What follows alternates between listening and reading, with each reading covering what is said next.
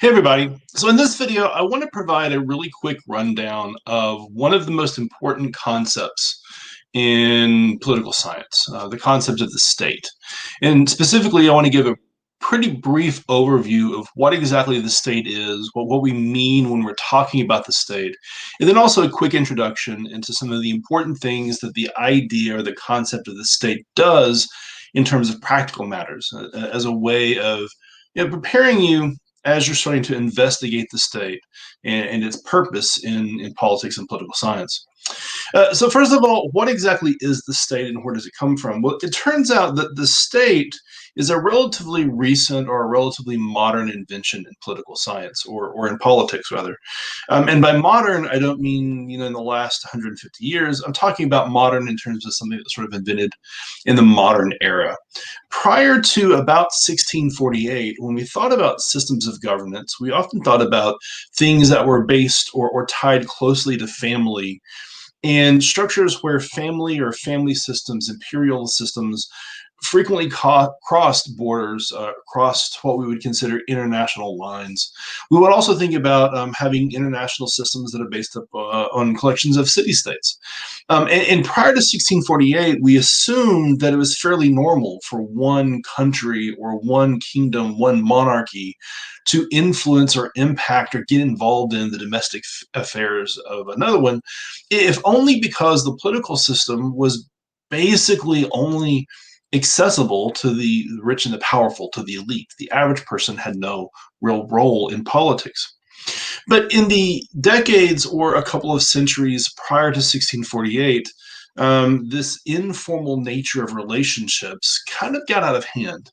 And the result was an awful lot of bloodshed coming from the meddling of various countries in Europe, ultimately culminating in the meddling of the great powers in Spain.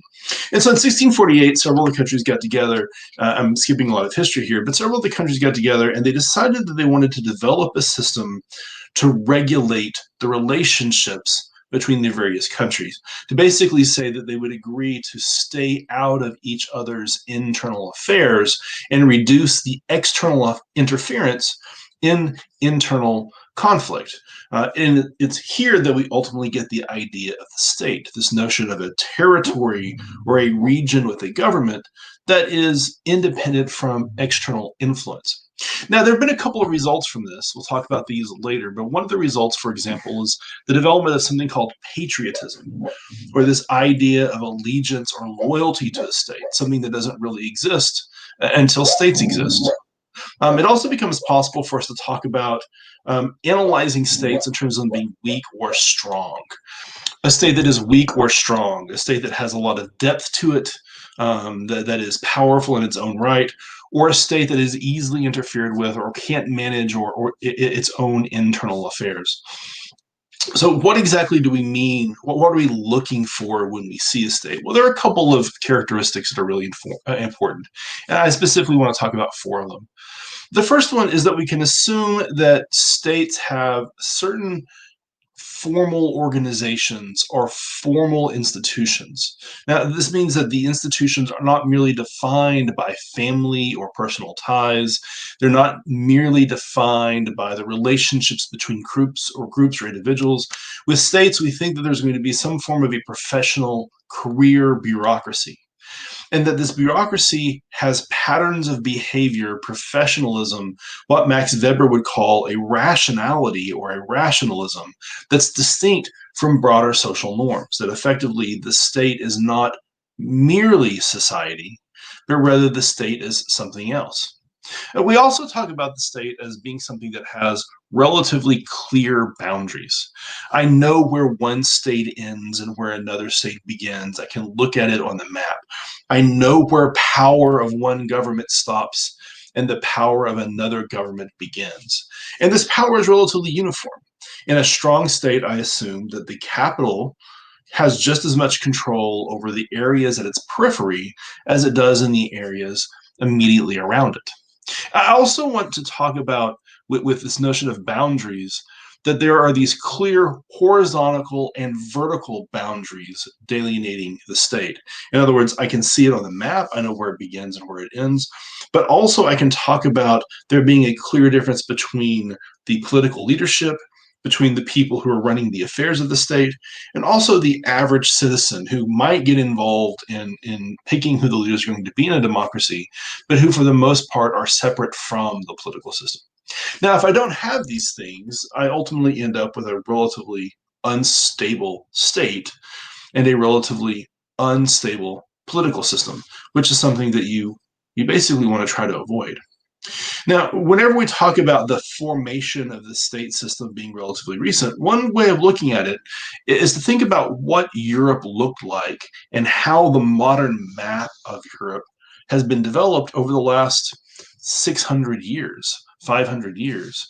So if you check out this map, what you see is that it has some features that are relatively familiar to us. I mean, you can basically see France, although it's a little bit too big. Spain and Portugal are about the right size.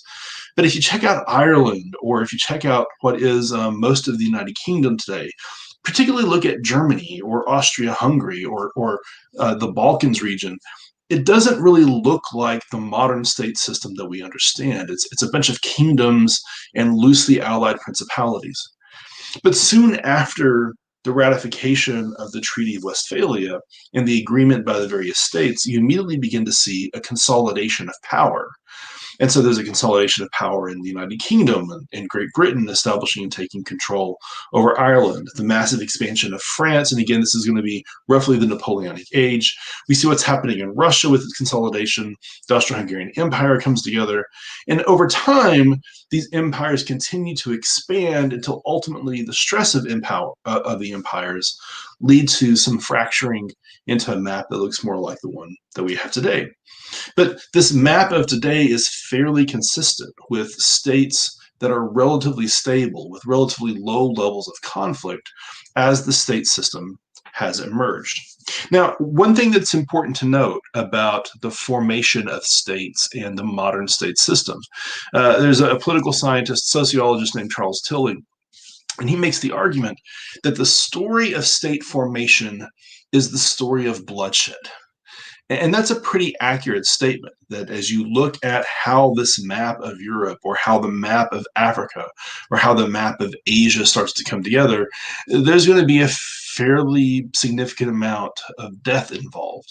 And in fact, much of that death is going to involve the dominant political system and its members trying to find ways of eliminating or getting rid of potential rivals to the state itself. Think of what's happened in Sudan or with the collapse of Yugoslavia, or even how the American government treated the Indians, or the conflict in the United States between two potential domestic rivals, the North and the South, the Confederacy during the Civil War. All of these are wars of bloodshed, ultimately about how do we establish a state and how many rivals are we going to allow to it. Okay, so a third characteristic, in addition to formal institutions and clear boundaries, is that states need to have some legitimacy. And there are a couple of ways of understanding what legitimacy means. One is just simply to say that it has a recognized right to authority. Government's legitimate because we say it's legitimate. We believe that the president of the United States is going to be Joe Biden because we recognize and we agree that he is going to be the legitimate president.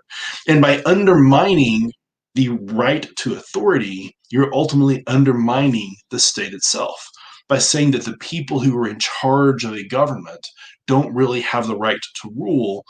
Ultimately, what you're doing is saying that the state, the system of the state, is somehow illegitimate and therefore should be challenged. Another thing that we look for is something called the rule of law. This idea that people are governed by laws rather than people being governed by people. That the law is what tells us how we live, how we act, how we have to behave, rather than being subject to the whims of individual rulers. That rather than having a president or a king simply say, this is what I believe to be true, we have a law that establishes what that truth is, and whatever it says, we basically believe. And then finally, we also tend to say that one of the characteristics of the state is something called sovereignty.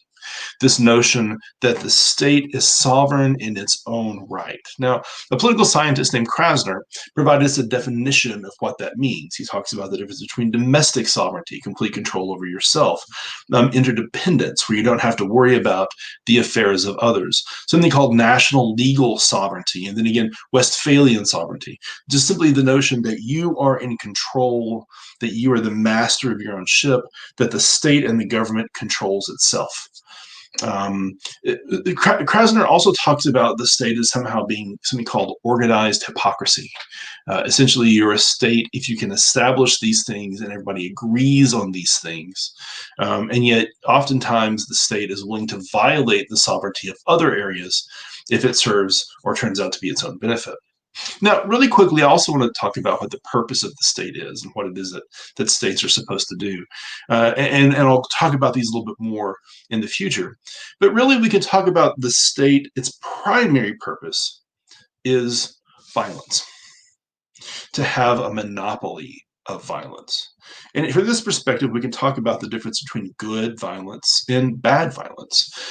Violence is policing, right? Violence is police kicking in doors and arresting people who've done bad things. Violence is taking people's liberty away. Violence is punishing people for the crimes they created. All these are violent acts. And the national defense, forming a military, using that military to go into foreign areas or to defend and repel foreign invaders, these are all examples of violence. And it's also violence that we tend to be okay with. It's the kind of violence that we say is fine and that we want the state to have the power to do because it's violence that protects us. Bad violence is the kind of stuff that we don't have. It's crime, it's rioting, it's insurrection, it's civil war. We don't want these kinds of violence in our political system. What the state is supposed to do is to make sure that it controls all violence so that it can use good violence like policing and punishment targeting the bad guys or self-defense and national defense while eliminating the bad violence, the crimes, the riotings, the insurrections. We don't want those things. And ultimately, we have the state so that we can try to avoid them. One of the things that we need from the state is we need a way of making sure that goods and services are going to be exchanged. We need markets. We need a marketplace. We need a way that a vendor can sell their goods, that a manufacturer can provide their goods to the vendor, for these goods to be transported around the country. We need to establish some definition of property and who owns property and identify the ownership of property. We need to identify who owns ideas and who gets the benefit and profit from these things, and also as a way of making sure that we can exchange goods both internally and also externally.